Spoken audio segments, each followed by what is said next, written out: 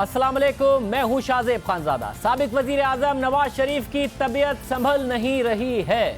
उनके प्लेटलेट्स एक बार फिर से खतरनाक हद तक गिर गए हैं, मगर प्लेटलेट्स क्यों गिरे और दोबारा से बढ़ क्यों नहीं रहे, अब तक किसी को कुछ समझ में नहीं आ रहा, जिसकी वजह से अफरा तफरी की सूरत हाल है। खुद हुकूमत इस हवाले से अफरा तफरी का शिकार है। कल तक हुकूमत इस मामले को उस तरीके से संजीदा लेती नजर नहीं आ रही थी। हुकूमत की वजीर इत्तलात इस मामले के हवाले से तंज़िया बात कर रही थी। साथ ही शरीफ खानदान का इल्ज़ाम है कि इस मामले को संजीदा नहीं लिया गया। जब नवाज शरीफ के डॉक्टर की तरफ से प्लेटलेट्स गिरने का नैब को बताया गया, उसके बावजूद एक लंबे अरसे तक संजीदा नहीं लिया गया। लेकिन अब हुकूमत इस मामले को संजीदगी से ले रही है, अफरा तफरी का शिकार है। वज़ीर आज़म इमरान खान ने वज़ीर आला पंजाब को हिदायत की कि मरियम नवाज की नवाज शरीफ से मुलाकात कराई जाए, और इस वक्त हंगामी तौर पर मरियम नवाज को नवाज शरीफ से मुलाकात के लिए ले जाया गया है। वो सर्विसेज अस्पताल पहुंच गई हैं। मियां आबिद नुमाइंदा जून इस वक्त हमारे साथ मौजूद हैं।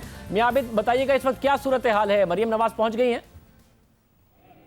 जी बिल्कुल, मरियम नवाज़ इस वक्त पहुंच गई हैं और वो इस वक्त अपने वालिद मुस्लिम लीग नवाज़ के कायद मियां नवाज शरीफ के साथ मौजूद हैं। वार्ड के अंदर पुलिस की भारी नफरी यहाँ पे तैनात की गई है, जिसमें लेडीज़ पुलिस एहलकार भी मौजूद हैं। जबकि दूसरी तरफ जो मुस्लिम लीग नून के मतवाले हैं वो भी बड़ी तादाद में यहाँ पहुँच गए हैं और मुसलसल जो है मियां नवाज शरीफ के हक़ में सेहतयाबी की उनके लिए दुआ कर रहे हैं। और उनका कहना यही है कि उनको किसी भी सूरत जो है वो बचाया जाए। लेकिन इससे पहले की सूरत हाल भी मैं थोड़ी सी वाज़ेह कर दूँ कि डॉक्टर यास्मीन राशिद, जो कि सूबाई वज़ीर सेहत हैं, उन्होंने यहाँ पर प्रेस कॉन्फ्रेंस की और मीडिया से गुफ्तगू करते उन्होंने कहा कि गुज़िश्ता रात 25,000 प्लेटलेट्स थे, लेकिन जो आज कम होकर 7,500 रह गए। इसके बाद जो 5वां मेगा यूनिट था प्लेटलेट्स का वो उन्हें लगाया गया है। बाकी तमाम उनके आज़ार नॉर्मल हैं, लेकिन उनकी हालत ख़तरे से खाली नहीं है। इसके लिए इस्लामाबाद से भी एक डॉक्टर मंगवाया गया है। जब उनसे ये पूछा गया कि क्या मियां नवाज शरीफ को इलाज के लिए बाहर भेजा जा सकता है, तो उनका कहना यह था कि उन्होंने जब वो मियां नवाज शरीफ से मिली तो उन्होंने ऐसी कोई बात नहीं की, ना ही मियां शहबाज शरीफ ने उनसे कोई ऐसी बात नहीं की है। जबकि वज़ीर आज़म का पैगाम भी उनको पहुँचाया। मुझे ये बताइएगा, साथ में डॉक्टर यास्मीन, मुझे मियां आबिद ये बताइएगा कि क्या कुछ पता है कितनी देर के लिए मुलाकात की इजाजत दी गई है, या फिर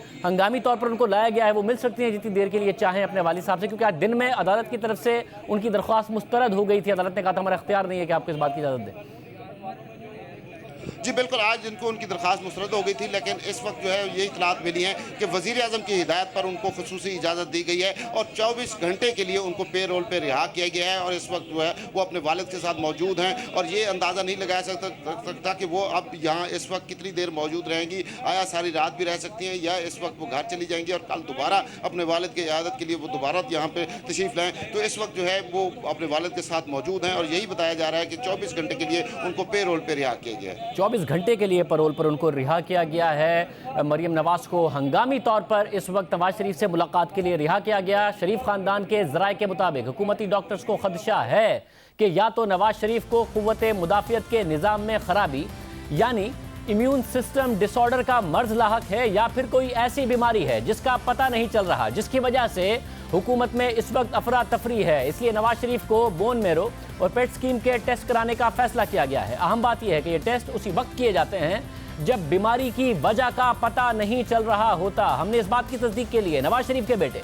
हुसैन नवाज से रब्ता किया तो उन्होंने इस बात की तस्दीक की। हमने उनसे पूछा कि क्या इस हवाले से आपके खदशात हैं, तो उन्होंने कहा कि मैं अपने वालिद साहब को जो खदशात का इजहार किया जा रहा है, जिस बीमारी का उनका नाम भी नहीं ले सकता और मैं नहीं चाहता ना ही, और मेरी दुआ है कि मेरे वालिद साहब को वो बीमारी ना हो, मगर जिन खदशात का हुकूमत इस वक्त इजहार कर रही है वो खदशात दुरुस्त हैं। वो टेस्ट हवाले से हुकूमत कराएगी और हुकूमत इस वक्त अफरा तफरी का शिकार नजर आ रही है। वज़ीर सेहत पंजाब यास्मीन राशिद भी अब से थोड़ी देर पहले सर्विस अस्पताल पहुंची, जहां उन्होंने नवाज शरीफ की अयादत की और इस मौके पर न्यूज़ कॉन्फ्रेंस करते हुए कहा कि नवाज शरीफ के प्लेटलेट्स एक दफ़ा फिर अचानक गिर गए थे, वो लगाए गए, जिसके बाद प्लेटलेट्स की तादाद 25,000 हो गई, मगर फिर 7,000 हो गई और वजूहात का पता चलाया जा रहा है।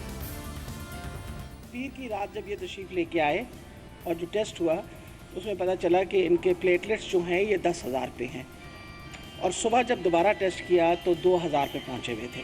उसके बाद उनको प्लेटलेट्स दिए गए और कल उनको 3 प्लेटलेट्स मेगा यूनिट्स उनको पहले मिले, जिससे उनकी 25,000 हुई, और फिर उनको 2 रात को भी लगे। कल रात 25,000 हो गया था और आज 7,500 था। अब दोबारा उनको प्लेटलेट्स लगे हैं। इम्पॉर्टेंट ये चीज़ है कि किस वजह से प्लेटलेट्स फॉल करते हैं। पहले तो आपको मैं बताया वायरल इन्फेक्शन की वजह से होता है। दूसरी ये वजह भी हो सकती है कि कोई ऑटो इम्यून डिसऑर्डर्स होते हैं जिसके अंदर आपके को सेल्स पे इफेक्ट अपनी आपकी एंटीबॉडीज़ बननी शुरू हो जाती हैं और उससे आपके सेल्स डिस्ट्रॉय होने शुरू हो जाते हैं और ये अचानक भी डेवलप हो सकता है। ये नहीं है कि ये कोई मौरूसी मर्ज होती है, ये अचानक डेवलप हो जाता है लोगों के अंदर और इसके बारे में भी हमने सारे टेस्ट भिजवा दिए हैं। ये इडियोपैथिक जो थ्रोम्बोसाइटोपिनिया कहते हैं यानी प्लेटलेट्स की कमी, अब इसकी वजूहत हमने ढूंढनी है, उसके लिए टेस्ट की रिपोर्ट्स आ जाएंगी। साथ ही डॉक्टर यास्मीन राशिद ने कहा कि उन्होंने शहबाज शरीफ की मौजूदगी में नवाज शरीफ की इयादत की, उन्हें वज़ीर आज़म इमरान खान का पैगाम पहुंचाया। नवाज शरीफ की बीमारी का इस वक्त हुकूमत को पता नहीं चल रहा है, अफरा तफरी है। आज उनके प्लेटलेट्स की तादाद एक दफ़ा फिर तशवीशनाक हद तक कम हो गई। कल प्लेटलेट्स लगाए गए 25 और 30 हज़ार से के करीब उनके प्लेटलेट्स थे और फिर अचानक एक दफ़ा फिर 7 हज़ार तक गिर गए। हुकूमत इस वक्त परेशान नज़र आ रही है, अफरा तफरी का शिकार है। हंगामी तौर पर मरियम नवाज़ की मुलाकात कराई गई है क्योंकि कल जो मुआवने खुसूसी बराए इत्तलात डॉक्टर फिरदौस हाशी केवान हैं, उन्होंने एक ऐसा स्टेटमेंट दिया जिसके बाद वैसे भी एक अफरा तफरी नज़र आई। आज हमने जब मुख्तलिफ डॉक्टर से रब्ता किया तो वो ये कहते नज़र आए कि भाई हम अपने हज़ारों लाखों पेशेंट्स को पाकिस्तान में ये दवाइयाँ कहते हैं कि आप लें। मुख्तलिफ बीमारियों के हवाले से जो वज़ीर इत्तलात ने बात कर दी है वो डॉक्टर होते हुए उसकी वजह से इस वक्त अफरा तफरी पाई जाती है। हम अपने मरीज़ों को ये दवाइयाँ रिकमेंड करते हैं, गलत बात की गई है। कल क्या कहा था डॉक्टर फिरदौस हाशी केवान साहिबा ने लोप्रिन गोली के हवाले से, ज़रा देखिए। मैं डॉक्टर हूँ, मुझे पता है कि लोप्रिन क्यों ली जाती है। अपना खून पतला करने के लिए लोप्रिन दी जाती है किसी भी मरीज़ को।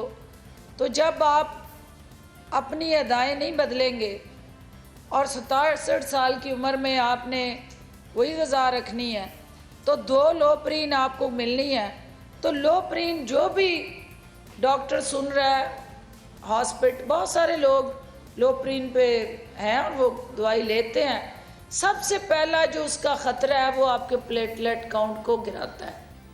डॉक्टर साहिबा ने कल ये कह दिया था कि वो दवाई की वजह से हुआ, क्योंकि मैं डॉक्टर हूँ। ये निहारी खाते हैं, हड़ीसा खाते हैं, जिस किस्म का खाना ले जाया जा रहा है। हुसैन नवाज़ कल हमारे प्रोग्राम में मौजूद थे, उन्होंने कहा कि इस किस्म कोई खाना इस किस्म का नवाज शरीफ को नहीं दिया जा रहा। अब डॉक्टर यास्मीन राशिद साहिबा ने बाकायदा तौर पर, वो खुद भी डॉक्टर हैं, उन्होंने बताया कि नहीं समझ में आ रहा है इस वक्त वो प्लेटलेट्स क्यों वापस नवाज शरीफ के गिरे, हालांकि वो उनको कल लगाए गए थे। कल ही हमने अपने प्रोग्राम में माहिर अमराज क़ल्ब डॉक्टर नदीम रिजवी से भी बात की थी कि प्लेटलेट्स कम होने की वजह क्या लोप्रिन की गोली हो सकती है, जो कि डॉक्टर फिरदौस हाशी केवान साहिबा कह रही हैं। तो उन्होंने क्या कहा था, जरा देखिए। क्या लोप्रिन टैबलेट लेने से किसी भी ऐसे मरीज की जिसके साथ वैसी हार्ट प्रॉब्लम हो उसके प्लेटलेट्स इस हद तक गिर सकते हैं कि वो 10,000 से नीचे 2,000 तक चले जाएं?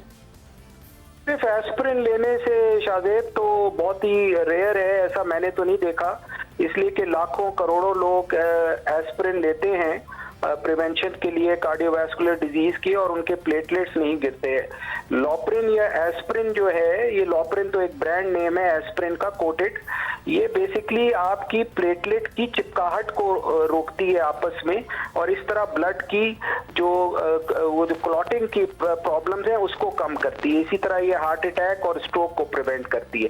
नंबर ऑफ प्लेटलेट्स से एस्पिरिन लेने से नहीं गिरते यूजुअली।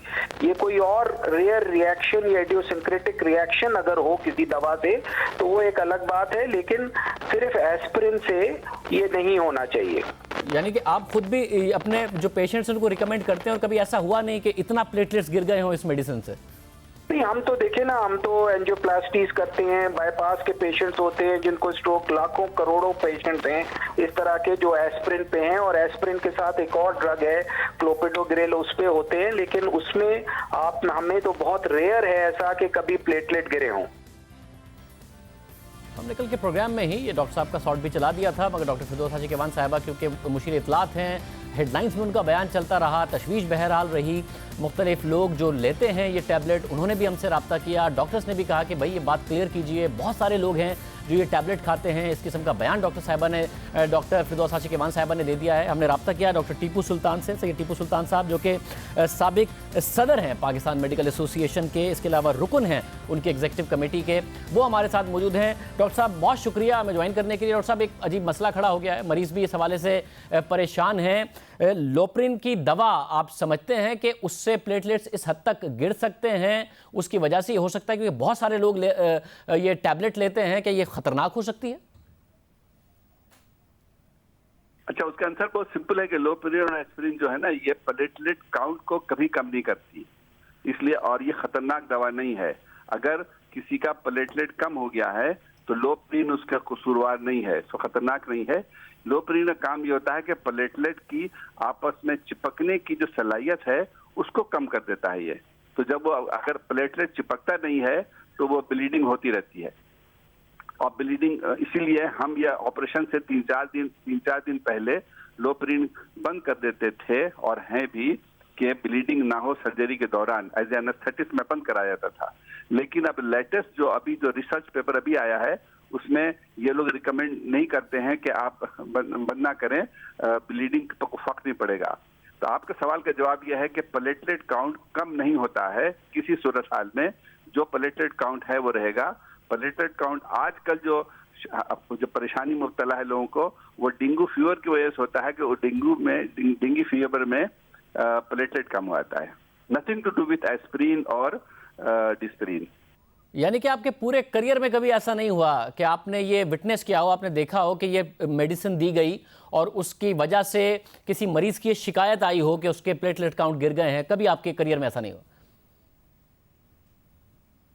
एग्जैक्टली, ना मेरी प्रैक्टिस में हुआ है, ना साइंस ये कहती है, और मेरा मशवरा सारे मरीजों को यह है कि एस्पिरिन डिस्पिरिन से प्लेटलेट काउंट कम नहीं हो सकता। साइंस यही कहती है और एक्सपीरियंस यही कहता है। बहुत शुक्रिया डॉक्टर साहब, आप हमारे साथ मौजूद थे। तो वो लोग जो इस हवाले से परेशानी का शिकार थे, ये पैगाम वाज़े है। बड़े सर्जन, बड़े डॉक्टर्स यही कह रहे हैं कि इस मेडिसिन से ऐसा कुछ नहीं होता, जैसा कि डॉक्टर फिरदौस आशिक़ साहिबा की तरफ से कल कह दिया गया था। उन्होंने कहा मैं भी डॉक्टर हूँ इसलिए मैं बता सकती हूँ। मरियम नवाज़ इस वक्त नवाज शरीफ से मुलाकात कर रही हैं। हमारे नुमाइंदे बता रहे थे कि 24 घंटे के पैरोल पर उनको रिहा किया गया है हंगामी बुनियादों पर, ताकि वो नवाज शरीफ से मिल सकें। आज अदालत से उन्होंने अपने वालिद से मिलने की दरख्वास्त की, जो अदालत ने मुस्तरद कर दी। मरियम नवाज़ को जब आज एहतसाब अदालत में पेश किया गया तो मरियम नवाज़ की फ़ोन पर फिर नवाज शरीफ से बात भी कराई गई। मरियम नवाज़ अपने वालिद से बात करते हुए रो पड़ी।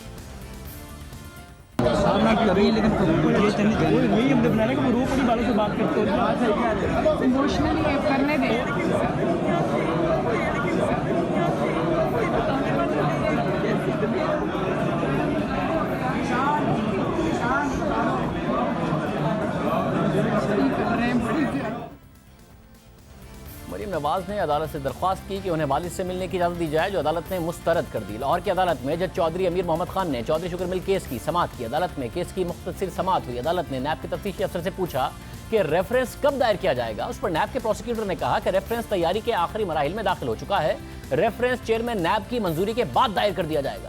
अदालत में मौजूद मरियम नवाज़ ने जज से दरख्वास्त की कि उन्हें पैरोल पर रिहाई दी जाए और अदालत उन्हें 1 घंटे की मोहलत दे दे ताकि वो अस्पताल में अपने वालिद नवाज शरीफ से मिल सकें। लेकिन एहतसाब अदालत ने मरियम नवाज़ की दरख्वास्त मुस्तरद कर दी और अदालत ने मरियम नवाज़ और उनके कज़न यूसुफ अब्बास के अदालती रिमांड में मजीद 2 रोज़ की तौसीह कर दी और उन्हें दोबारा 25 अक्टूबर को पेश करने का हुक्म दिया। इसके अलावा आज लाहौर हाई कोर्ट में भी मरियम नवाज़ की जमानत की दरख्वास्त की समाअत हुई।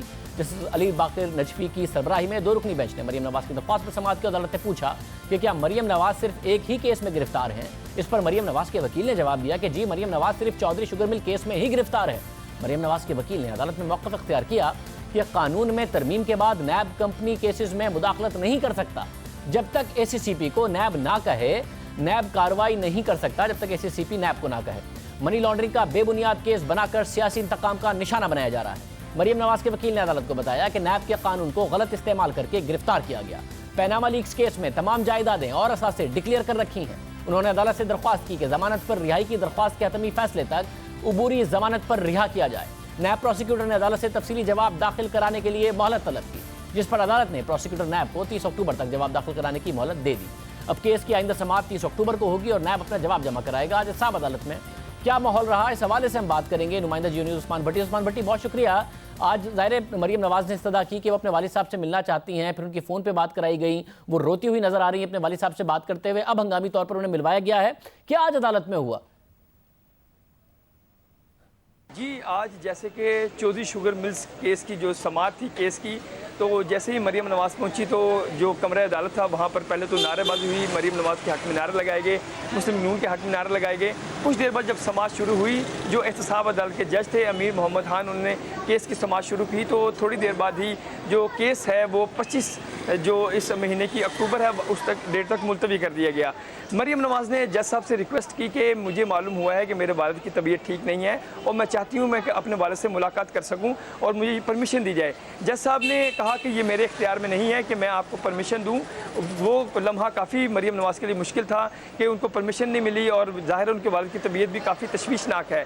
उसके बाद जो मुस्लिम लीग नून के एक अहम रहनुमा थे, उन्होंने अपने फ़ोन पर मरीम नवाज़ की जो गुफ्तगू है वो उनके वालिद से करवाई और नवाज शरीफ से जब बात हुई तो मरीम नवाज़ से गुफ्तगू नहीं हो पा रही थी, वो काफ़ी आपदीदा थी, रो पड़ी। और इस वीडियो में आप देख सकते हैं कि मरीम नवाज़ से गुफ्तगू नहीं हो रही, जब बाकायदा वो काफ़ी ज़्यादा रो रही हैं। जब ये वाक़या हो रहा था तो वहाँ पर मौजूद थे सेनेटर परवेज़ रशीद, मरियम औरंगज़ेब, ज़ुबैर महमूद, जिन्होंने काफ़ी उन्हें दिलासा दिया और हौसला दिया कि घबराएं नहीं, इंशाल्लाह हालात ठीक हो जाएंगे। और मरीम नवाज़ वहाँ पर जो रहनुमा थे उनसे यही कहती रहीं कि मैं चाहती हूँ मैं वालिद से गुफ्तगू करूँ, उनसे जाके मुलाकात करूँ। इसके अलावा इस पेशी पर जो मरीम नवाज़ के साहबजादे हैं जुनैद सफदर, वो भी मौजूद थे। अक्सर क्योंकि इससे पहले जो समातें होती थी केसेस की तो कैप्टन सफदर आते थे, क्योंकि अब तो बहुत हवालात में बंद हैं। तो मरीम नवाज़ ने बाकायदा उनसे पूछा कि उनके हस्बैंड की जो तबीयत है वो कैसी है, इसके अलावा नवाज शरीफ की तबीयत है वो कैसी है। बहुत शुक्रिया। उस्मान भट्टी इस हवाले से हमें आगाह कर रहे थे। नवाज शरीफ अस्पताल में है, मरीम नवाज जेल में हैं, एक दिन के लिए पैरोल पर रिहा की गई हैं हंगामी बुनियादों पर, ताकि अपने वालिद साहब से मिल सकें। और नून लीग ये समझती है कि जो कुछ भी हो रहा है उसके जिम्मेदार वज़ीर आज़म इमरान खान हैं। नून लीग के मुंतखब अरकान असेंबली का आज इजलास हुआ, जिसके बाद मीडिया से बात करते हुए नून लीग के सीनियर रहनुमा एहसन इकबाल ने कहा कि नवाज शरीफ की सेहत के हवाले से गफलत बढ़ती गई। ये सब कुछ वज़ीर आज़म इमरान खान की हिदायत पर हो रहा है। ये दरख्वास्त हुकूमत के पास भी जा चुकी है और अदलिया को भी दी गई है। और मैं समझता हूँ कि जिनकी कस्टडी में एक कैदी होता है वो जज मजाज होता है कि वो कोई डायरेक्शन दे सकता है इंतज़ामिया को।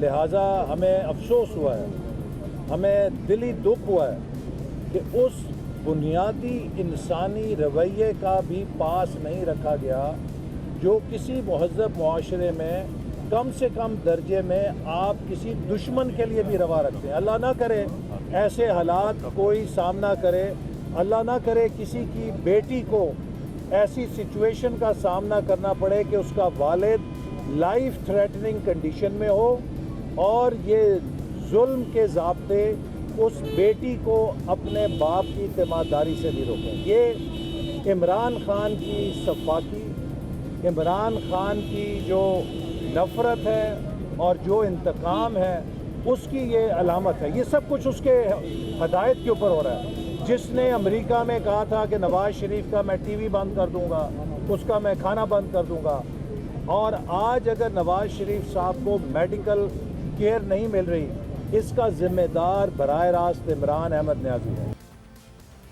एहसन इकबाल ने इल्ज़ाम लगाया कि नून लीग के खिलाफ इंतकामी कार्रवाइयाँ वज़ीर आज़म इमरान खान की हिदायत पर हो रही हैं। उन्होंने वज़ीर आज़म इमरान खान के अमेरिका के खिताब का हवाला भी दिया। आइए आपको सुनवाते हैं कि इमरान खान में अमेरिका ने जब खिताब किया वज़ीर आज़म इमरान खान ने, तो जेल में सहूलतों के हवाले से, उन्हें ख़त्म करने के हवाले से क्या कहा। 80% पाकिस्तानियों के पास तो एयर कंडीशन ही नहीं है। अगर हमने आपको जेल सजा के लिए भेजा हुआ है तो जिस तरह के ये जेलों में रह रहे हैं, इससे ये तो सजा नहीं है। लोग तो खुशी से, आधी पब्लिक तो खुशी से जेल में जाएगी अगर उनको टीवी भी मिल जाए, खाने भी मिल जाए, एयर कंडीशन भी मिल जाए। आज सबको ये कहना चाहता हूं कि वापस जाके मैं ये टीवी शीवी तो जेल से निकालूं ना, मैं एयर कंडीशन भी निकालें जेल से। मुझे पता है मरियम बीबी बड़ा शोर मचाएगी, लेकिन मरियम बीबी पैसा वापस कर दें, वो जेल से बाहर जा सकते हैं। आसिफ जरदारी आपको भी जेल में रखेंगे, ना टीवी होगा ना एयर कंडीशन होगा। वज़ीर आज़म इमरान खान ने 22 जुलाई को ये बात कही और फिर गुज़िश्ता रोज़ हुकूमत ने नैब कवानीन में ऑर्डिनेंस के जरिए तरमीम की। वफाकी वज़ीर कानून फ़रोग़ नसीम ने कहा कि जब मुल्ज़िमान पर 5 करोड़ रुपए से ज़्यादा की करप्शन का इल्ज़ाम होगा तो उन्हें C क्लास जेल दी जाएगी, चाहे मुल्ज़िम के ऊपर इल्ज़ाम किसी भी मरहले पर हो, यानी रेफरेंस दायर हुआ हो ना हुआ हो, इन्वेस्टिगेशन इंक्वायरी जिस स्टेज पर हो, जेल C क्लास मिलेगी। अगर कोई भी 5 करोड़ से ऊपर अगर किसी को नैब का किसी को ऑफेंस है किसी के ख़िलाफ़, तो उसको फिर सिर्फ सी क्लास दी जाएगी और उसको और वो चाहे इन्वेस्टिगेशन हो, इंक्वायरी हो या ट्रायल हो, तीनों स्टेजेस के लिए नैब का अगर ऑफेंस है यानी करप्शन का ऑफेंस है 5 करोड़ से ऊपर है तो सिर्फ उसको सी क्लास मिलेगा। अब यहाँ ये सवाल उठता है कि नैब कानून में बहुत से तरामीम की बात की जा रही थी, क्योंकि नैब से बिजनेसमैन, ब्रोकरेट्स और प्राइवेट सेक्टर को शिकायत हैं। खुद हुकूमती वज़रा ने शिकायत का इजहार किया। इसके अलावा नैब की रिमांड की मुद्दत के हवाले से भी तरमीम की बात की गई। तनकीद होती है कि किसी शख्स के बुनियादी हक़ आज़ादी से उसे महरूम करके कैसे गिरफ्तार किया जा सकता है अगर उस पर कुछ साबित नहीं हुआ, अगर वो मुल्क में मौजूद है, वो इन्वेस्टिगेशन में शामिल भी हो रहा है। नैब के 90 दिन के रिमांड की मुद्दत हुकूमत ने कम करने का इंदिया दिया, मगर फिर सब करने के बजाय सिर्फ ऑर्डिनेंस के जरिए वो तरमीम कर दी जिसका इशारा वज़ीर-ए-आज़म इमरान खान ने अपनी तकरीर में अमेरिका में दिया था। गुज़िश्ता रोज़ वफाकी वज़ीर कानून से इन तरामीम के हवाले से पूछा गया तो उन्होंने कहा कि नैब की दीगर तरामीम पर भी काम हो रहा है, उन पर काम नहीं रुका, तरामीम जल्द सामने आएंगी। मगर ये एक चीज़ जिसका वज़ीर-ए-आज़म ने इशारा किया था वो कैसे हो गई, क्योंकि बाकी दूसरी चीज़ों पर भी काम हो रहा था। नैब के हवाले से तरामीम काफ़ी अरसे से ज़ेर गौर हैं, उन पर काफ़ी अरसे से काम हो रहा है। 30 अगस्त को वफाकी वज़ीर कानून बैरिस्टर फ़रोग़ नसीम हमारे प्रोग्राम में आए थे और उसमें भी उन्होंने नैब तरामीम के हवाले से बात की। क्या दुरुस्त है कि जिस्मानी रिमांड को 90 दिन से कम करके 45 दिन और तफ्तीश और तहकीकात का मरहला 3 माह में मुकम्मल ना हो तो मुल्जिम जमानत का अहल हो? ये तब्दीलियाँ भी, मस्बत तब्दीलियाँ भी आप करने जा रहे हैं? जी, प्रपोजल्स यही हैं और मैं आपको थोड़ा सा याद दिलाऊं, हमारी जो एंगेजमेंट थी अपोजिशन के साथ, जिसमें हमारे पीपल्स पार्टी के भाई भी थे, PMLN वाले भी हमारे भाई थे सारे, बहुत सी चीज़ें हमारी उनकी ओवरलैपिंग थी और उनकी भी मैं तारीफ़ करता हूँ कि उनकी कोई अपनी लीडरशिप स्पेसिफ़िक इस तरह चीज़ें नहीं थी, बल्कि जनरली लोगों के लिए थी। और हमारे भी जनरली लोगों को कैसे ईज़ करना है, पाकिस्तान में मईशत का पहिया कैसे चले, पाकिस्तान में ब्यूरोक्रेसी नाहक जो है वो तंग ना हो, ये 3-4 चीज़ें बड़ी इंपॉर्टेंट है। ये प्ली बारगेन के मुल्जिम की दरख्वास्त की मंजूरी वज़ीर-ए-आज़म की बनाई गई कमेटी ही देगी, क्योंकि प्ली बारगेन पे बड़ी तनकीद होती है, तो ये भी आप तरमीम करने जा रहे हैं कि अकेले चेयरमैन नैब का इख्तियार नहीं होगा? जो लाउड थिंकिंग चल रही है वो ये चल रही है कि शायद लॉ सेक्रेटरी हों, चेयरमैन नैब हों, प्रोसिक्यूटर जनरल हों, इस तरह की ब्यूरोक्रेसी को इसमें डालें बजाय इसके कि इसमें कोई मिनिस्टर हो। उनको कैसे प्रोटेक्ट किया जाए जो काम तो हुकूमत के प्रोजेक्ट्स पे करते हैं मगर हुकूमत के कहने पर करते हैं और फिर वो भुगत रहे हैं?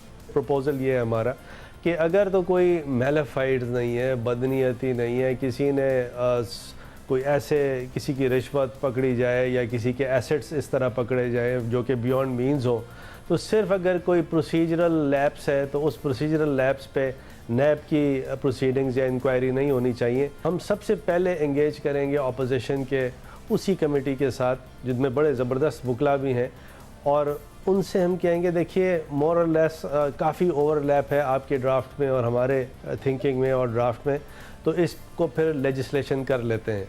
लेकिन अगर अपोजिशन का वही स्टैंड है कि जी हुकूमत का कोई भी बिल हमने पास होने नहीं देना, चाहे वो कितना भी पीपल फ्रेंडली हो, तो बात दूसरी है, फिर ऑर्डिनेंस आएगा इंशाल्लाह। वज़ीर कानून ने नैब कवानीन में तरामीम के हवाले से तजावीज़ की बात की, साथ ही उन्होंने ऑर्डिनेंस के हवाले से भी कहा कि अगर अपोजिशन ना मानी तो ऑर्डिनेंस के जरिए तरामीम लाई जाएंगी और क्या क्या तरामीम होंगी उस हवाले से भी उन्होंने तफसील से बात की। ऑर्डिनेंस आ गया, ऐसा ही हुआ, गुज़िश्ता रोज़ हुकूमत ने ऑर्डिनेंस जारी किया, मगर सिर्फ जेल में मिलने वाली सहूलतों के हवाले से, वही सहूलतें हैं जिनका जिक्र वज़ीर-ए-आज़म इमरान खान ने अपनी तकरीर में किया था। जब वो तकरीर करके अमेरिका से वापस आए तो ये इशू रहा कि जो जेल मैनुअल है उसके हिसाब से ही फैसिलिटीज़ दी जाएंगी। अब ये बता दिया गया है ऑर्डिनेंस के ज़रिए कि C क्लास जेल दी जाएगी और किसी भी स्टेज पर इंक्वायरी हो, इन्वेस्टिगेशन हो, अगर इल्ज़ाम आप पर 5 करोड़ से ज़्यादा है, यानी अपोजिशन रहनुमा जो गिरफ्तार हैं उन पर जेल में मज़ीद सख्तियाँ करने के लिए ऑर्डिनेंस लाया गया। इसी तरह ये बात की गई थी कि तजवीज़ थी कि 3 माह बाद ज़मानत का इख्तियार मिल जाएगा, मगर अब तो इंक्वायरी के मरहले में ही जेल में C क्लास देने का ऑर्डिनेंस मंजूर कर लिया गया। बाकी जो नैब कवानीन के हवाले से शिकायत हैं, इस हवाले से अभी तक कोई ठोस पेशरफ सामने नहीं आई। सबसे ज़्यादा तनकीद नैब के कानून में 90 दिन के रिमांड के हवाले से होती रही। नैब किसी भी शख्स को इंक्वायरी के मरहले में गिरफ्तार कर लेती है, फिर कई माह गुजर जाते हैं, वो शख्स बिला किसी इल्ज़ाम के कैद में रहता है, बगैर कुछ साबित हुए वो कैद में रहता है। इस वक्त सूरत हाल यह है कि अपोजिशन की तकरीबन तमाम नुमाया शख्सियात जेल में हैं और हैरानकुन तौर पर सिर्फ एक नवाज शरीफ के अलावा इन अपोजिशन रहनुमाओं में से किसी एक पर भी जुर्म साबित नहीं हुआ है, उन्हें सज़ा नहीं हुई है, मगर ये अराकीन कई माह से जेलों में हैं और अब सी क्लास जेल भुगतेंगे। इसके अलावा बहुत सारे जो नैब की इस वक्त तहवील में नहीं हैं वो जेल मुंतकिल कर दिए गए हैं, जिन्हें रिमांड नहीं मिला। साबिक वज़ीर आज़म शाहिद खकान अब्बासी को नैब ने 18 जुलाई को गिरफ्तार किया। उनकी गिरफ्तारी को तकरीबन 3 माह हो गए हैं और उनके खिलाफ अब तक LNG केस में रेफरेंस तक दायर नहीं हो सका है। मरियम नवाज शरीफ को 8 अगस्त को गिरफ्तार किया गया। अब उनकी गिरफ्तारी को 2 माह से ज़ायद हो गए हैं, उन पर भी अभी तक इल्ज़ाम साबित नहीं हुआ है। इसी तरह साबिक वज़ीर ख़जाना मिफ्ता इस्माइल 7 अगस्त को गिरफ्तार हुए, उनकी गिरफ्तारी को भी 2 माह से ज़ायद हो गए हैं, मगर उन पर भी अभी तक इल्ज़ाम साबित नहीं हुआ है। इसी तरह साबिक वफाकी वजीर और नून लीग के रहनुमा ख्वाजा साद रफ़ी को नैब ने गुज़िश्ता साल 11 दिसंबर को गिरफ्तार किया। उनकी गिरफ्तारी को 10 माह होने वाले हैं, मगर उन पर भी अभी तक कोई इल्ज़ाम साबित नहीं हुआ। नैब ने शहबाज शरीफ को गुज़िश्ता साल 5 अक्टूबर को गिरफ्तार किया, फिर वो 4 माह तक गिरफ्तार रहे। उसके बाद लाहौर हाई कोर्ट ने उनकी जमानत मंजूर की और वो 15 फरवरी को रिहा हुए। नैब ने 10 जून को साबिक सदर और पीपल्स पार्टी के शरीक चेयरमैन आसिफ जरदारी को गिरफ्तार किया। उनकी गिरफ्तारी को अब 4 माह हो गए हैं, उन पर भी कोई इल्ज़ाम साबित नहीं हुआ। उनकी भी तबीयत ख़राब है और मुसलसल पीपल्स पार्टी उनकी तबीयत के हवाले से एतराज़ उठा रही है, एहतजाज कर रही है। इसी तरह साबिक अपोजिशन लीडर खुर्शीद शाह भी 18 सितंबर से गिरफ्तार है, 1 माह से ज़ायद हो गया है और बात आगे नहीं बढ़ी। सिर्फ सियासतदान ही नहीं, ब्यूरोक्रेट्स के साथ भी यही हो रहा है। नैब ने गुज़िश्ता साल फरवरी में साबिक चेयरमैन LDA अहद चीमा को गिरफ्तार किया, 1.5 साल से ज़ायद हो गया है, गिरफ्तार है। इसी तरह गुज़िश्ता साल जुलाई में साबिक वज़ीर आज़म के प्रिंसिपल सेक्रेटरी फवाद हसन फवाद को गिरफ्तार किया गया। उनकी गिरफ्तारी को भी 15 माह होने वाले हैं। इन दोनों पर भी कोई इल्ज़ाम साबित नहीं हुआ, मगर ये लोग जेल काट रहे हैं, यानी मुजरिम नहीं हैं, मुल्जिम हैं, फिर भी कई माह से जेल में हैं। इसीलिए नैब कवानीन में तरामीम की बात की जाती रही, हुकूमत खुद इसका इंदिया देती रही, बिजनेस कम्युनिटी को नैब से शिकायत रही। इस हवाले से कमेटी बना दी गई, मगर बगैर किसी कानूनी तरमीम के। इसलिए माहिरीन कानून का कहना है कि ये कमेटी कोई मौसर किरदार अदा नहीं कर सकती क्यों अगर इसको लीगल तौर पर, कानूनी तौर पर नैब के कवानीन में तरामीम नहीं की जाएंगी। तो खुद हुकूमत इंदिया दे रही थी ब्यूरोक्रेसी के हवाले से।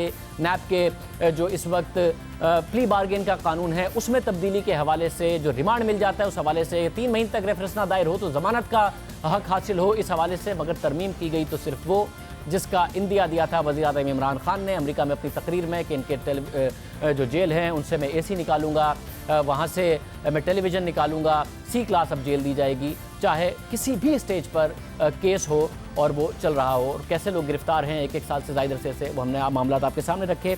आज वज़ीर आज़म की कुछ सीनियर जर्नलिस्ट से मुलाकात भी हुई और उनसे बात हुई मौलाना फजल रहमान के लॉन्ग मार्च के हवाले से। क्या बातें हुई, तफसीलात आपके सामने रखेंगे।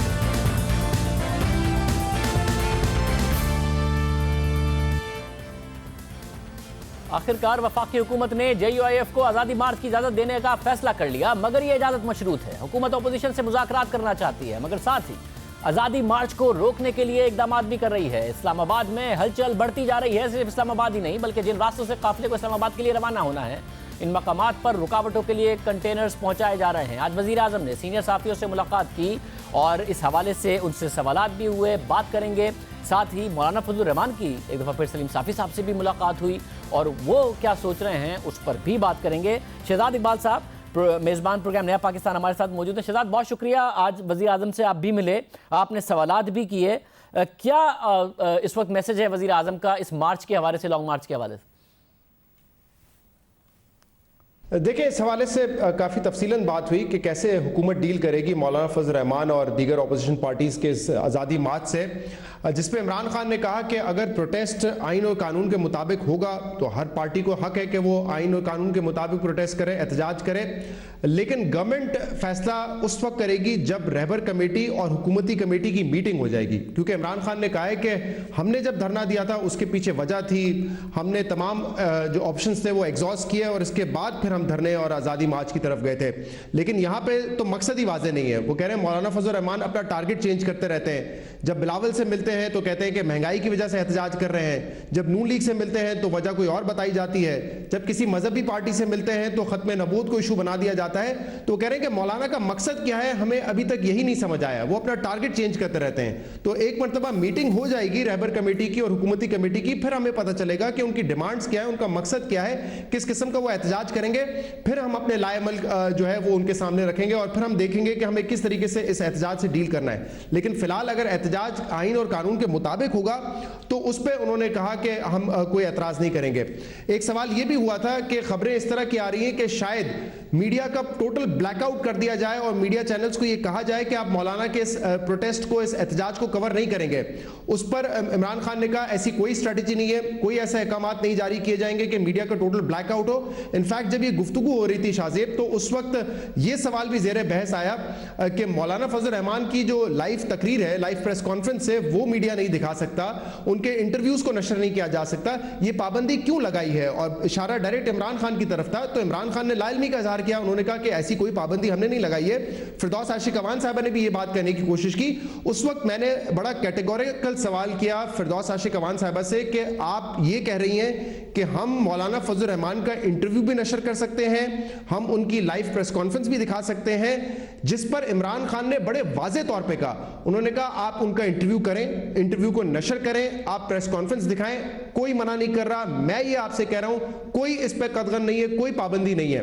तो ना तो मीडिया ब्लैकआउट होगा, ना इनकी मौलाना फजल रहमान की अपनी तकरीरें और उनकी प्रेस कॉन्फ्रेंस पे किसी किस्म की पाबंदी है। अच्छा, फिर साथ में ये बताइएगा कि वज़ीर आज़म भी कह रहे हैं कि और फिर मौलाना फजल रहमान भी 8 बजे आज उन्होंने प्रेस कॉन्फ्रेंस की, आप कह रहे हैं कि कोई पाबंदी नहीं है वज़ीर आज़म कहने के बावजूद। तो मैं 8 बजे देख रहा था मौलाना की प्रेस कॉन्फ्रेंस लाइव किसी ने दिखाई नहीं, किसी चैनल ने, फिर पता नहीं क्यों नहीं दिखाई। अगर वज़ीर आज़म भी ये बातें कर रहे हैं तो खान साहब से ये बात हुई कि भाई आप ज़ाती हमले कर रहे हैं, मौलाना बड़ा पर्सनल लेते हैं इस बात को, तो कम अज़ कम अगर मुज़ाकराती कमेटी मुलाकात कर रही है तो आप ज़ाती हमले क्यों करते हैं, क्या स्ट्रैटेजी है, ये बात हुई? जी बिल्कुल, ये सवाल हुआ और इरशाद भट्टी साहब ने ये उनसे कहा कि आपने मौलाना के बारे में ये बात कही उस दिन। एक तरफ आपने कमेटी बनाई, फिर आपने कहा कि इस असेंबली में ये पहली असेंबली है जो कि डीजल पे नहीं चल रही है। तो पहले तो इमरान खान ने कहा ये बात तो फैक्चुअल बात है, लेकिन फिर जब मजीद इसरार किया गया तो इमरान खान ने कहा कि मैंने ना किसी को गाली दी है, ना किसी की तौहीन की है, मैंने ज़रा मजाक ये बात कही थी, उसको इतना बड़ा बना दिया गया है। किसी किस्म की गाली मौलाना फजल रहमान को नहीं दी गई है। लेकिन ये आज बड़ी इंपॉर्टेंट बात हुई है शाहजेब। आज ये पूछा गया कि आपको लगता है कि इसके पीछे कोई हाथ है, कोई सपोर्ट कर रहा है इस धरने को? तो इस पर इमरान खान ने बड़ा दो टोक कहा। उन्होंने कहा कि मुझे लगता है कि 100% ये बाय डिजाइन हो रहा है, बैरूनी हाथ है इसमें जो कि मौलाना को सपोर्ट कर रहा है। और जब उनसे मजीद पूछा गया कि क्या आप ये इंफॉर्मेशन की बुनियाद पे कह रहे हैं, क्योंकि जाहिर सी बात है मुल्क के वजीर आजम है, अगर वो ये कहते हैं कि कोई बैरूनी साजिश है, कोई बैरूनी कुव्वत सपोर्ट करिए मौलाना फजल रहमान को, तो ये इंफॉर्मेशन पर ही होगा। लेकिन इमरान खान ने कहा कि मेरे पास इंफॉर्मेशन कोई नहीं है, लेकिन अगर आप इस वक्त के हालात देखें और इसकी टाइमिंग देखें तो उससे आप ये अंदाजा लगा सकते हैं, यानी कि उनका एक गेस वर्क है कि आप अंदाजा लगा सकते हैं कि मौलाना जिस टाइम पर ये एहतजाज कर रहे हैं उसकी वजह से पाकिस्तानी मीडिया पे, लोकल मीडिया पे कश्मीर का इशू पीछे रह गया है। इंडियन मीडिया पहली मर्तबा इमरान खान कह रहे हैं कि किसी राइट विंग पार्टी को या किसी मजहबी पार्टी को कवरेज दे रहे हैं, वो भी पॉजिटिव कवरेज दे रहे हैं। वो कह रहे हैं कि तारीख में कभी ऐसा हुआ नहीं है, इंडिया को ऐसा कभी करते हुए देखा नहीं है, और कश्मीर का इशू जो है वो पीछे चला गया है। और मौलाना फजल रहमान इस वक्त एहतजाज करने आ रहे हैं बगैर किसी वार्निंग के या बगैर कोई तमाम स्टेजेस को क्रॉस किए हुए, जैसे हमने तमाम ऑप्शंस को एग्जॉस्ट किया था। तो वो कह रहे हैं कि उनका एक गेस वर्क है कि टाइमिंग को देखते हुए ऐसा लगता है कि मौलाना जो है वो किसी साजिश के नतीजे में यहां पर आ रहे हैं और उनको बैरूनी सपोर्ट हासिल है, लेकिन इंफॉर्मेशन की बुनियाद पर ये बात नहीं कर रहे हैं। लेकिन मैं आपको बात बताऊं एक शाहजेब, क्योंकि आज सारा जो ये डिस्कशन शुरू हुई थी तकरीबन 35-40 मिनट तो कश्मीर पे बात हुई, तो फिर किसी ने सवाल किया कि सर धरना है, धरना कुछ दिनों में होने वाला है, हुकूमत कैसे डील करेगी, इस पर जरा बात कर लेते हैं। तो इमरान खान इस इशू पर आए, अदरवाइज इतना ज्यादा कंसर्न नहीं लग रहे थे। अभी तक हुकूमत की स्ट्रैटेजी क्या है ये भी हमें नहीं पता, और खुद भी वो कंसर्न नहीं लग रहे थे। इनफैक्ट एक मौके पे ये सवाल उनसे हुआ कि क्या आप इस्तीफा देंगे, तो पहला जवाब इमरान खान का ये था हाँ मैं कंसिडर कर रहा हूं इस्तीफे को। लेकिन फिर अगला जुमला उनका ये था कि इसको रिपोर्ट ना कीजिएगा, मैं मजाक में कह रहा हूं, ऐसा कोई मेरा इरादा नहीं है, मैं इस्तीफा देने नहीं जा रहा हूं। तो बड़े मजाक के अंदाज में भी उन्होंने 2-3 बातें कही आज, तो ऐसा लग नहीं रहा था कि बहुत ज्यादा कोई कंसर्न है या परेशानी है फौरी तौर पर हुकूमत को। बहुत शुक्रिया सादिक भाई, इस वाले से तफसीलात बता रहे थे। वज़ीर आज़म भी पूरे एतमाद हैं, मौलाना फजल रहमान भी पूरे एतमाद हैं, मगर अफसोस की बात है कि वज़ीर आज़म इमरान खान के पास सबूत कोई नहीं है, फिर भी वो साजिश देख रहे हैं, हुब्बुल वतनी पर सवालात उठा रहे हैं। मौलाना फजल रहमान की जब वो अपोजिशन में थे तब भी वो नवाज शरीफ के हवाले से उन्हें मोदी का यार कहना, हर बात पे ये सवाल उठाना, उनकी हुब्बुल वतनी पर सवाल उठाना। और अब जितने भी ऐसे लोग हैं, चाहे वो जर्नलिज्म में हों या फिर सियासत में हों, वो इस बात के ख़िलाफ़ हैं कि ख़ुद वज़ीर आज़म इमरान खान के ख़िलाफ़ चाहे मजहब हो या फिर हुब्बुल वतनी या गद्दारी का कार्ड है वो इस्तेमाल किया जाए। और मौलाना फजल रहमान के भी वो इस हवाले से खिलाफ हैं। हालांकि वज़ीर-ए-आज़म इमरान खान खुद अपोजिशन में ये कार्ड इस्तेमाल करते रहे, मगर अब वो हुकूमत में आके भी यही कार्ड इस्तेमाल कर रहे हैं। मौलाना फजल रहमान की हुब्बुल वतनी पर सवाल उठा दिया, सबूत कह रहे हैं मेरे पास कोई नहीं है, मगर मैं इशारों की बुनियाद पर ये बात कर रहा हूँ। साथ ही सिर्फ वज़ीर-ए-आज़म इमरान खान ये नहीं कर रहे, मौलाना फजल रहमान ने भी आज मीडिया से बात करते हुए यही बात की। दोनों ये काम कर रहे हैं, दोनों ही गलत कर रहे हैं। अफसोस की बात, उसे कहो इंडिया से हमें ब्लैकमेल मत करो, तुम इंडिया को हैंडल नहीं कर सकते। तुम वो आदमी हो जिसने मोदी के इलेक्शन कैंपेन में कहा कि ये शख्स मुंतखब हो जाए तो फिर कश्मीर का मसला हल हो जाएगा। तो जो कुछ कश्मीर के हवाले से हुआ है, हम आपको इस जुर्म में मोदी के साथ शरीक तस्वर करते हैं। लिहाजा अपने आप को कश्मीर का न मामा बनाओ न चाचा बनाओ। अगर हैं तो उसके वफादार हम हैं, उनके शाना बशाना हम खड़े हैं। तुमने तो कश्मीर को बेचा है, तुम तो मुजरिम हो। लिहाजा मोदी आपके जश्न मनाएगा, हमारे जश्न नहीं मनाएगा। इंतहाई अफसोस की बात है, तो सीनियर सियासतदान हैं और 72 साल में इस मुल्क ने बार बार यही भुगता है कि किसी को गद्दार कह दो, उसकी हुब्बुल वतनी पर सवाल उठा दो, उसको इंडिया का एजेंट कह दो। मौलाना फजल रहमान भी यही कर रहे हैं और वज़ीर-ए-आज़म इमरान खान भी यही कर रहे हैं। और वज़ीर-ए-आज़म को खुद सोचना होगा कि उन्होंने मुल्क आगे बढ़ाना है, मुल्क की सियासत को आगे बढ़ाना है। तो जो कुछ उन्होंने अपोजिशन में किया, अगर हुकूमत में भी यही करेंगे तो उनके खिलाफ भी यही होगा। माजी में अगर सरहदों पर कशीदगी भी होती तो वज़ीर-ए-आज़म इमरान खान ये सवाल उठा देते कि जब नवाज शरीफ मुश्किल में आते हैं, वज़ीर-ए-आज़म नवाज शरीफ मुश्किल पर आते हैं, तो बॉर्डर पर फायरिंग क्यों शुरू हो जाती है।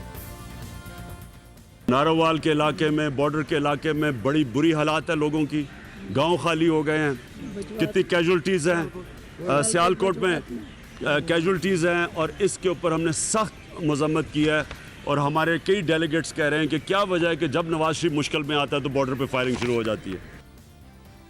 ये उतनी अफसोसनाक बात है कि अगर आज कोई ये कहे कि इमरान खान मुसीबत में आए हैं क्योंकि मौलाना फजल रहमान मार्च कर रहे हैं, इसलिए नरेंद्र मोदी की तरफ से बॉर्डर पर फायरिंग हो रही है, क्योंकि आजकल बॉर्डर पर फायरिंग बहुत ज़्यादा हो रही है, ये भी उतना ही अफसोसनाक होगा जितना वज़ीर-ए-आज़म इमरान खान का ये बयान अफसोसनाक था।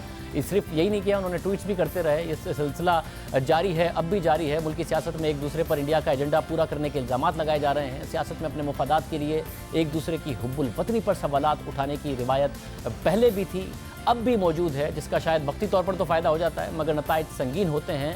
और माजी इसका गवाह है कि मुल्क भुगतता है, अवाम भुगतती है जब भी आप मजहब का और इस कार्ड का, हुब्बुल वतनी के कार्ड का और गद्दारी कार्ड का इस्तेमाल करते हैं। मुल्क उससे पीछे गया है। वज़ीर-ए-आज़म भी समझें, मौलाना फजल रहमान भी समझें, अपनी सियासत चमकाने और अपनी सियासत बचाने के लिए इस मुल्क का नुकसान मज़ीद ना करें। पहले बहुत हो चुका है बतौर अपोजिशन लीडर मौलाना फजल रहमान और बतौर वज़ीर-ए-आज़म इमरान खान। प्रोग्राम में एक ब्रेक शामिल करते हैं। मौलाना के एतमाद की क्या वजह है जब वज़ीर-ए-आज़म इमरान खान इतने पुरएतमाद हैं, पूछेंगे सलीम साफ़ी साहब से जो उनसे मिले हैं। एक ब्रेक के बाद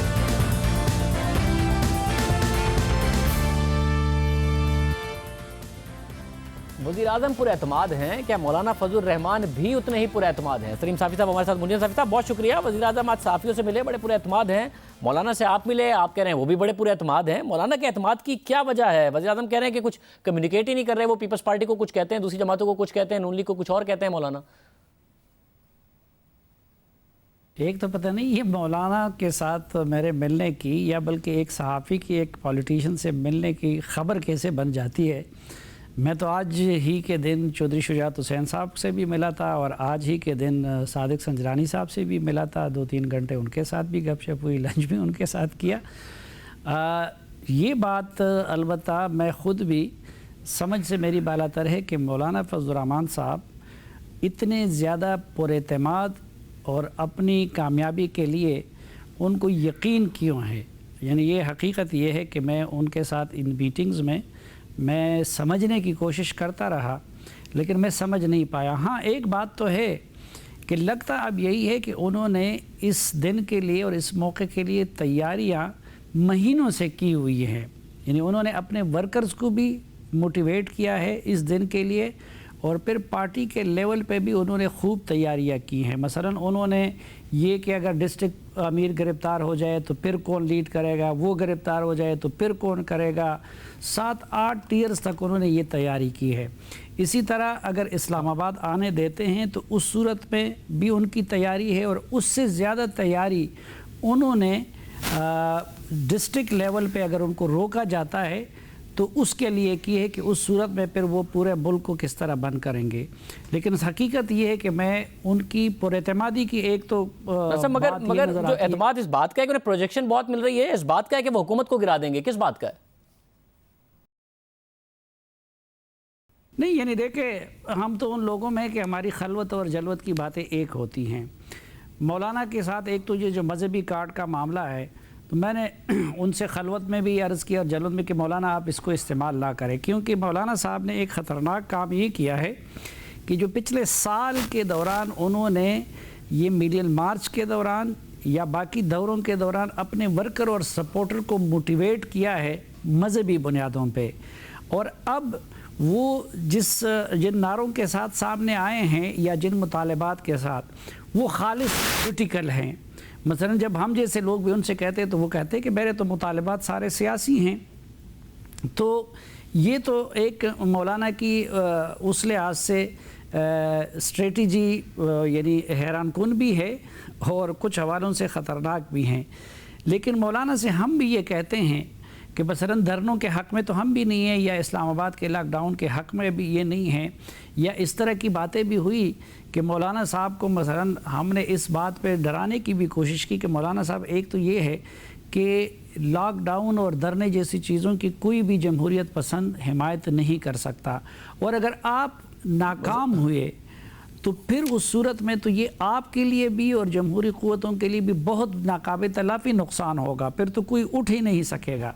लेकिन मौलाना साहब उस सूरत हाल के बारे में वो ये कहते हैं कि नहीं, मैं तो उस सूरत के बारे में सोचता ही नहीं हूँ और ना मैं हतमी कामयाब हूँ। मौजूद थे मौलाना पुरएतमाद हैं। प्रोग्राम के आखिर में जिक्र हो जाए, कल पोलियो का आलमी दिन है। अपने बच्चों को ज़रूर पोलियो के क़तरे पिलवाइए। अफगानिस्तान और पाकिस्तान वाहिद दो ममालिक हैं जहाँ अब पोलियो का वायरस मौजूद है। उलमा में इत्तफ़ाक़ है, डॉक्टर्स में इत्तफ़ाक़ है कि ये वैक्सीन आपको अपने बच्चों को ज़रूर पिलवानी चाहिए। अल्लाह हाफ़िज़।